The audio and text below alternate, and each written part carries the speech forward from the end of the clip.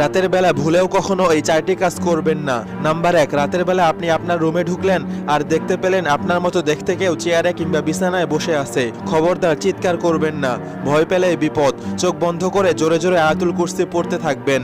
Number 2, ঘরে যদি একা থাকেন আর গভীর রাতে যদি আপনার নাম ধরে ডাকে, সাবধান, হুট করে দরজা খুলে দিবেন না। 3-4 বার ডাক শোনার পর যদি বুঝতে পারেন সত্যি সে মানুষ, তাহলে সাবধানতার সাথে দরজা খুলবেন। নাম্বার 3, রাতের বেলা একাকী নির্জন রাস্তা দিয়ে যাওয়ার সময় বুঝতে পারেন যে আপনার পিছনে কেউ হাঁটতেছে অথবা আপনাকে কেউ ফলো করতেছে, তাহলে খবরদার কখনো ঘাড় ঘুরিয়ে পিছনে তাকাবেন না। হয়তো পুরো বডি নিয়ে পিছনে তাকাবেন, নয়তো পিছনে তাকাবেন না।